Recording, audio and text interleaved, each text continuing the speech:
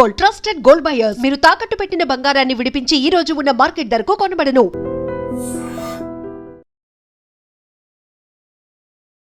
నమస్తే అమ్మా. నమస్తే అమ్మా. అమ్మా, ఇదివరకు రోజుల్లో ఫ్యాన్లు, ఏసీలు, కూలర్లు ఏవి లేకపోయినా సమ్మర్ వెకేషన్ ఊర్లలో కూడా సూపర్ గా ఎంజాయ్ చేసేవాళ్ళం. అవును. ఎలా ఎట్లా మేనేజ్ చేసేవారు ఆ వడదెబ్బ తాకకుండా? స్టిల్ ఆ చెట్ల కింద ఆడుకొని, ఆ బావిలో నీళ్లు చేది, రకరకాల గోలీ ఆటలు అవి ఇవి అప్పట్లో అసలు భలే ఆడుకునే వాళ్ళం కదా. అవును కదా. బట్ స్టిల్ మేనేజ్ చేసేవాళ్ళం. ఇప్పుడేమో ఊరికి ఎండకెళ్తే టాన్ అయిపోయి వచ్చేస్తున్నారు పిల్లలు. ఒక స్విమ్మింగ్ పూల్కి వెళ్ళినా అంతే, ఎక్కడ పంపించాలన్నా అంతే. అసలు వడదెబ్బ తాకకుండా ఉండాలంటే ఏం చేయాలి? Summer tips. అమ్మ, ఇప్పుడు మీరు అన్నట్టు అప్పుడు 44, 45 వెళ్ళిన రోజులు కూడా ఉన్నాయమ్మా టెంపరేచర్. ఇప్పుడు 39కే ఎండ దెబ్బ తగులుతుంది, మీరు బయటకు వెళ్ళకండి అని అనౌన్స్మెంట్స్. ఎందుకంటే ఇప్పుడు పొల్యూషన్ ఉంది. ఈ పొల్యూషన్ కారణంగా ఈ వేడి పొల్యూషన్ కలిసి మన బాధ పెడుతున్నాయి. అప్పుడు ఈ పొల్యూషన్ లేదు కదా, అందువల్ల. అప్పుడు చెట్లు ఉన్నాయి, ఇప్పుడు ఉన్నాయా? మీరు చెట్టు కింద కూర్చుంటే ఉండే చల్లదనం ఇంట్లో కూర్చుంటే ఉంటుందా? ఈ సిమెంట్కి వేడిని గ్రహించి బయటికి పంపించే లక్షణం ఉంది కనుక సిమెంట్తో చేసినటువంటి ఇళ్లలో కూర్చుంటే మనకి వేడి ఎక్కువ ఉంటుంది. పోనీ బయటికి ఎడదామా అంటే చుట్టుపక్కలంతా సిమెంటే కదా, కాంక్రీట్ జంగిల్లో మరి వేడి ఎక్కువ ఉండదు. కాంక్రీట్ జంగిల్ అవ్వడం వల్ల వేడి ఎక్కువ ఉంది. చెట్లు ఉన్నట్టయితే చల్లగా ఉంటుంది. పైగా చెట్ల ఆ రోజుల్లో, మీరు ఆ రోజులు అన్నారు కదా, ఆ రోజుల్లో ఏముండేదంటే నీళ్లు బావిలోంచి తోడేవాళ్ళ. ఆ బావి దగ్గరే స్నానాలు, చాలా పనులు జరిగిపోయేవి. నీళ్ళన్నీ పక్కనున్న నేలలో ఇంకేవి. మళ్ళీ ఆ ఇంకి ఫిల్టర్ అయ్యి మంచినీళ్లు బావిలోకి వచ్చేవి. ఇప్పుడు మనం వాడిన ప్రతి చుక్క ఆ డ్రైనేజీలో వెళ్ళిపోతుంది కానీ నేలలో ఇంకట్లేదు కదా. భూగర్భ జలాలు కూడా తగ్గిపోయాయి కదా. మరి ఇవన్నీ కాదా మనకి భూమి యొక్క వేడిని పెంచడానికి ఇవన్నీ కారణం అవటల్లా. కనుక ఆ వేడి ఎక్కువ అవుతోంది. ఒకటి కాంక్రీట్ జంగిల్ అవ్వడం, ఒకటి చెట్లు లేకపోవడం, ఒకటి తర్వాత ఇండస్ట్రీలు అవ్వచ్చు, వెహికల్స్ అవ్వచ్చు, వాటి నుంచి వచ్చే పొల్యూషన్, ఇవన్నీ కారణంగా వాతావరణం బాగుండక, అందువల్ల కొంచెం వేడి కూడా విపరీతమైన వేడిలాగాను, కొంచెం చలి ఉంటే కూడా అయ్యో బాబోయ్ ఇంత చల్లదనమా అని భయపడేటట్టుగాను ఉండేది. కనీసం 35 ఏళ్ల క్రితం హైదరాబాద్లోనే 10 degrees వచ్చిందంటే అమ్మా 10 degrees అనుకున్నా ఏం పెద్ద బాధపడలా. ఈ మధ్య 10-12 degrees కూడా శీతాకాలం చలి ఎక్కువైపోయిందని కంగారు పడుతున్నాం కదా. అవునమ్మా. దాని చేత విషయం వాతావరణంలో ఉన్న టెంపరేచర్లో మార్పు కన్నా కూడా పొల్యూషన్ దాన్ని మ్యాగ్నిఫై చేస్తోందని అర్థం చేసుకోవాలి. ఇప్పటికి కూడా మీరు గమనించినట్టయితే 2-3 చెట్లున్న చోటుకి వెళ్ళినట్టయితే వాతావరణంలో కనీసం 2 degrees టెంపరేచర్ తేడా వస్తుంది. మా ఇంటికి ఉస్మానియా యూనివర్సిటీకి వెళ్ళేటప్పటికి 2-3 degrees టెంపరేచర్ తేడా మాకు కనపడుతుంది. ఎందుకంటే ఉస్మానియా యూనివర్సిటీ అంతా చెట్లు. ఆ చెట్ల కింద నుంచి పెడుతూ ఉంటే అంత వేడి ఉంటుంది టెంపరేచర్లో. ఇప్పుడు 40 degrees బయట ఉందనుకో, అక్కడ 38 ఉంటుంది, కానీ మన ఫీల్ 35-34 ఉంటుంది. ఎందుకంటే చెట్ల వల్ల, నీడల వల్ల వచ్చేటటువంటిది అది కారణం. అప్పుడు మీరు అన్నట్టు చెట్ల కింద కూర్చుని అక్కడ కూర్చున్నామంటే సరిపోతూ ఉండేది. అసలు వేసవి కాలంలో ఇంట్లో ఎవరు ఉండేవాళ్ళమ్మా? మరీ మిట్ట మధ్యాహ్నంలో పనికి వాటికి భోజనాలకి ఇంట్లోకి వచ్చేవాళ్ళు కానీ పొద్దున పూట చల్లగా ఆహ్లాదంగా ఉందని చెప్పి బయట కూర్చునేవాళ్ళు. మధ్యాహ్నం ఇంట్లో వేడిగా ఉంది, ఫ్యానులు లేవు, వేడి ఎక్కువగా ఉంది అని చెట్ల కింద కూర్చునేవాళ్ళం. సాయంకాలం చల్లగా హాయిగా ఉంది కదా అని ఎవరు బయట ఉండేవాళ్ళం. రాత్రిపూట బయట పడుకునేవాళ్ళం. వాళ్ళమని నేనంటాం కాదు, అందరూ అంతే. మీరు ఇప్పటికీ పల్లెటూళ్ళకి వెడితే ఇంటి ముందు మంచాల మీద పడుకుని ఉంటారు చాలా మంది. ఇప్పుడు ఇక్కడ హైదరాబాద్ లో అయినా, ఈ కాంక్రీట్ జంగిల్లో అయినా కొంచెం వేసవి కాలం మరిగిందంటే చక్కగా నీళ్లు కొట్టేసుకొని బయట పడుకోవడం ఉత్తమంగా ఉందమ్మా ఏసీల కన్నా. కనుక నీళ్లు కొట్టుకుని బయట పడుకుంటే ఎన్ని నీళ్ళమ్మా? ఇలా మీరు కొడుతూ ఉంటే అలా ఆవిరైపోతాయి, ఇట్లా కొడుతూ ఉంటే ఇట్లా ఆవిరైపోతూ ఉంటాయి. నేలలాగా ఉంటుందా? ఎన్ని నీళ్లు ఉంటాయి? ఉండట్లేదు. అది కూడా దాని బదులు కొన్ని చెట్లు పెట్టుకుని, చిన్నవే కుండీలే పెట్టుకోండి. పెద్ద పెద్ద వృక్షాలు పెట్టేటటువంటి అవకాశం లేదు. ఒక చిన్న కుండీలో పాకే తీగ లాంటిది ఏదైనా పెట్టుకుంటే తీగలు పాకే ఉంటాయి కదా, ఉమ్, అట్లాంటివి పెట్టుకుంటే ఆ కుండీలో నీళ్లు పోస్తూ ఉంటాం, కాస్త చెట్టు మీద నీళ్లు చల్లుతాం, ఆకుల నుంచి వచ్చేటటువంటి చల్లదనము గాలో ఆకుల మీద నీళ్లు ఎక్కువసేపు నిలబడతాయి గనక వాటి నీడ కింద ఉంటుంది గనక బాగుంటుంది. అట్లీస్ట్ కానీ ఆరు బయట డాబా మీలో పడుకుందామన్నంత ఓపెన్ ప్లేస్ ఎంతమందికి ఉంటుంది? అది పాయింట్.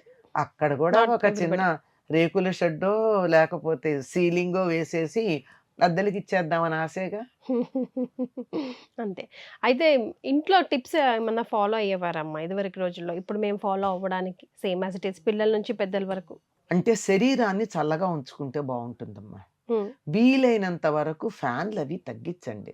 అమ్మా చెప్తా, వీలైనంత వరకు ఫ్యాన్లు తగ్గించండి. అమ్మో. ఎందుకు చెప్తున్నానంటే ఉదయం పూట సాయంకాలం పూట చల్లగా ఉన్నప్పుడు చల్లగా లోపలికి రానియండి. ఉమ్, అది ఉమ్, అది కిటికీ తలుపులు తెరుచుకోండి, కిటికీలు ఉండే అవకాశం ఉన్నవాళ్ళు. ఉమ్. ఫ్లాట్లలో ఉండట్లేదు కదా. అవును. తర్వాత చక్కగా వాతావరణం చల్లగా ఉండేట్టు చేసుకోవడానికి పద్ధతి ఏమిటంటే చిన్న చిన్న మొక్కలు పెట్టుకుని వాటి మీద కొంచెం నీళ్లు చల్లుకోవటం. ఉమ్, మాకు నీళ్లు లేవని అనకండి, ఉమ్. ఎందుకంటే మనం వాడేటటువంటి సబ్బు లేని రసాయనాలు లేని కడుక్కున్న నీళ్ళు ఏవైతే ఉన్నాయో అవన్నీ మొక్కలకు పోయొచ్చు. ఉమ్, బియ్యం కడిగిన నీళ్లు, ఉమ్. కూరలు కడిగిన నీళ్లు, పళ్ళు కడిగిన నీళ్లు, ఇవన్నీ మొక్కలకు పోసుకుంటే వృధా అవ్వకుండా ఉంటాయి, మన ఇండ్లు వాతావరణం చల్లగా ఉంటుంది. ఉమ్, ఇవి చేయండి.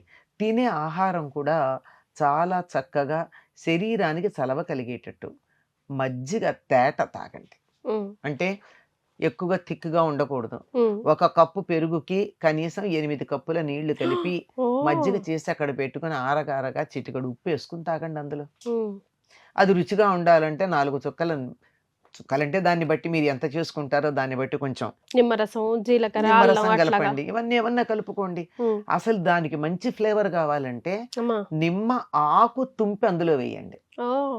నిమ్మ ఆకుని చేత్తో 2-3 ముక్కలు చేసి అందులో వేయండి, అంతే. ఉమ్, మజ్జిగలో. అసలు ఎంత వాసన ఉంటుందో, అది తాగక్కర్లా మీరు, ఉమ్, దాన్ని పడేస్తారు. ఉమ్, ఎంత మంచి ఫ్లేవర్ ఇస్తుందో, శరీరానికి ఎంత హాయి కలిగిస్తుందో తాగుతుంటే. ఉమ్. మజ్జిగ తాగండి.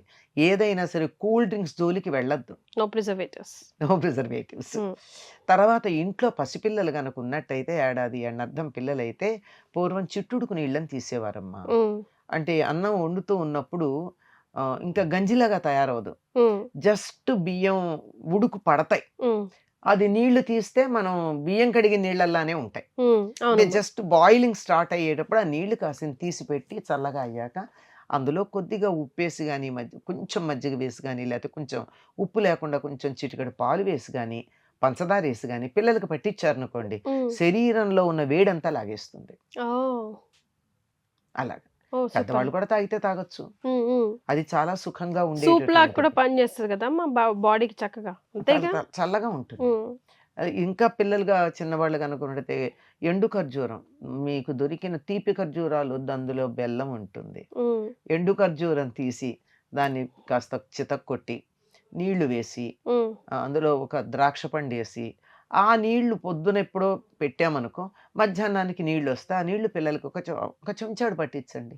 ఉమ్. ఒక్క ఎండు ఖర్జూరం, 2 ద్రాక్షలు, అంతే. లేదా అర ఖర్జూరం అయినా చాలు పిల్లలకి. ఉమ్, అది కాస్త నీళ్లు వేస్తే 2 చెంచాలు అవుతాయి, 2-3 చెంచాలు నీళ్లు వస్తాయి. ఆ నీళ్లు పట్టిస్తే ఎంతటి వేడి అంటే పిల్లలకి వేడి వల్ల, తల్లి తిన్న పదార్థం వల్ల వేడి చేసి ఇది కూడా రాదు, ఉమ్, ఉమ్. మండుతుంది వాళ్ళకి. అవునమ్మా. అలాంటి సందర్భంలో ఈ చుట్టుడుకు నీళ్లును, ఖర్జూరమును, ఈ ద్రాక్ష నానిన నీళ్లు ఉన్నాయి, ఇవి పట్టిస్తే తగ్గుతుంది పిల్లలకి, చిన్న పిల్లలకి. కాన్స్టిపేట్ కూడా కారు, యూరినేషన్ కూడా ఫ్రీగా అది అవుతుంది. బాగుంటుంది. ఉమ్, ఇలాంటివి చిన్న పిల్లల విషయంలో. ఉమ్. ఇంకా పెద్దవాళ్ళంటే కూడా కలోంజి అని, ఆ. అంబలి అని అవన్నీ చేస్తుంటాయి కదమ్మా.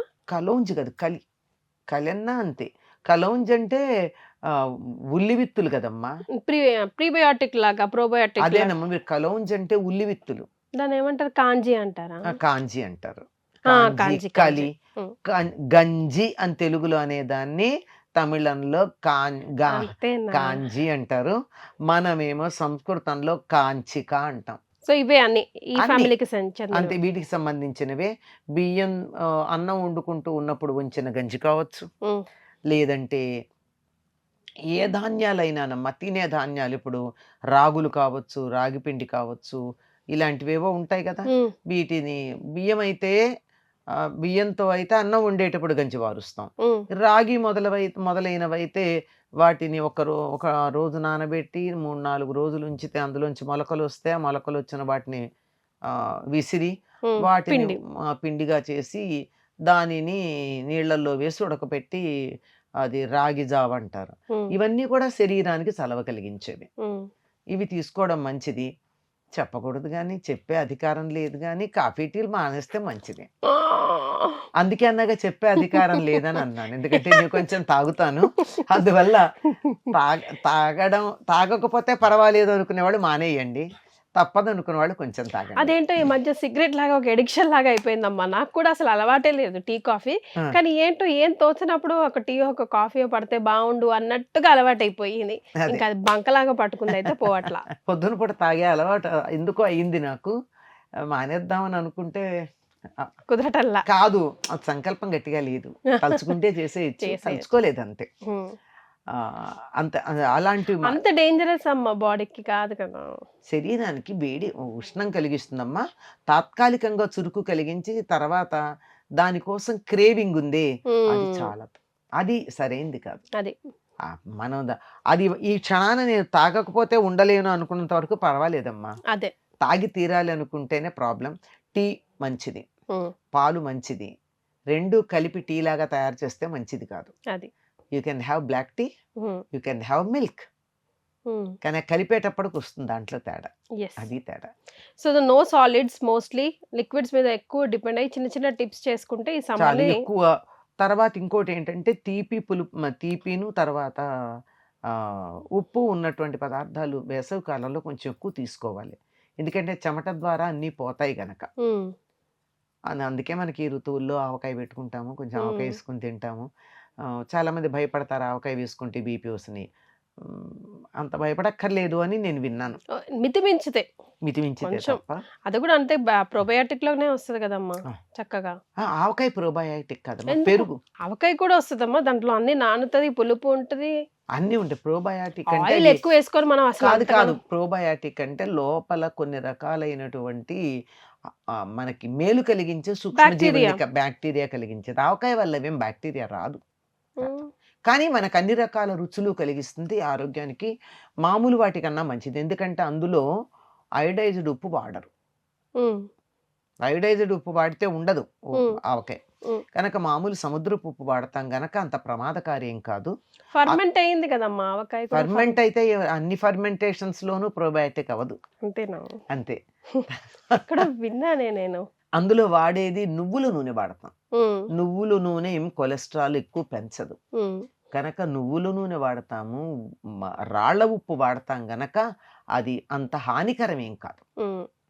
అంటే అదే మీరు అన్నట్టు అదే వేసుకు తింటే ఏమన్నా ఇబ్బంది ఏమో కానీ అందరూ భయపెట్టినంతేం కాదమ్మా. ఎస్, మనం సనాతనంగా చూస్తూ వస్తున్నాం కదా ఆవకాయ కూడా. ఉమ్. ఎప్పటి నుంచో అందరం తింటున్నాం, పెద్దవాళ్ళు కూడా తిన్నారు, అప్పుడు బాగున్నారు, ఇప్పుడు బాగున్నారు. బట్ లైక్ ఎంత తినాలో అంత తింటే దేనికైనా ఒక పూటకు అదే పరిమితి అంటే ఉంటుందమ్మా. అది. అతి సర్వత్ర వర్జయేత. అంతే. చక్కగా తేలికైన పదార్థాలు తినాలి. అవి ఎక్కువ నూనె ఉన్నవి, తర్వాత ఆ, ఆ, వేపుళ్ళు లాంటివి తగ్గించటం మంచిది. ఎస్. మరి ఆవకాయలో నూనె ఉంది కదా ప్రశ్న వేస్తారు పిల్లలు. అప్పుడు నువ్వుల్లోనే ఉంది, అది మంచిదే నువ్వుల నూనె అన్నారు కదా అని కదా మీరు. సమాధానం చెప్పాలి మనం. మనకి మీరు తెలియాలి కదా. చెప్పేశారు. నేను చెప్పాను కానీ పెద్దవాళ్ళు చెప్పాలని తట్టదు. ఆ, ఆ. ఇప్పుడు అందులో నువ్వుల నూనె అవును, ఉందని అలాగే అందరికీ- అడుగుతాడమ్మా నా కొడుకు. చిప్స్ వేయించమంటే ఆయిల్ అంటున్నా, మరి వాట్ ఇస్ దిస్ మమ్మా అంటాడు. అదే కదా మనకి తెలుసు, తెలిసినా మనం చెప్పం ఎందుకంటే మనకి అది తట్టదు. అందుకని నేను క్లారిటీ ఇస్తాను. అది. Even ghee for that matter. మరి ఇంత ఘీ వేస్తావు, ఇది కూడా అదే కదా అంటారు. No this is good cholesterol అని చెప్పాలి ఇప్పుడు. Good cholesterol. తర్వాత దీన్ని మనం డీప్ ఫ్రై చేయలేదు కదా, మరగబెట్టలేదుగా. మనం మరగబెట్టామా? నో. మరగబెడితే ప్రాబ్లం. కావలసినంత వరకే వేయిస్తున్నాం. అందులో నూనె పచ్చిదే వేసాం, కూరగాయలో పచ్చి నూనె. Yeah. ఇదేమో ఒక్కసారి ఎంతవరకు తయారు కావాలో అంతవరకే తయారు చేసి వదిలేసాం. దీన్నే మళ్ళీ ఇందులో మరగబెట్టి దీన్ని కాచి కాచి కాచి కాచి చేస్తే కదా కాచిన లక్షణాలు వచ్చేది. అంతే. అంతే.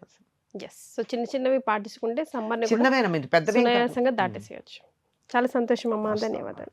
And for more videos, Please subscribe to iDream. Please subscribe to iDream. Please subscribe iDream. And please subscribe to iDream.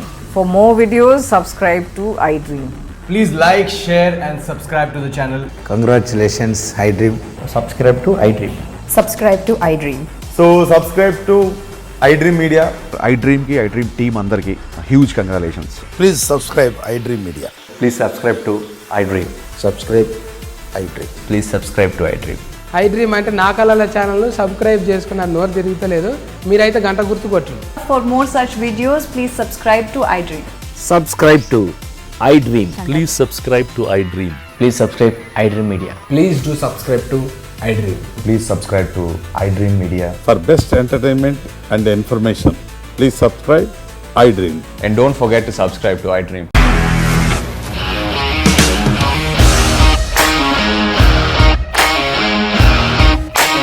ఇండస్ట్రీలో కమిట్మెంట్ ఇష్యూస్ వస్తే నీకు కూడా వచ్చినట్టు మార్నింగ్ తీసుకెళ్ళారంటే కొట్టి పడేశాడు.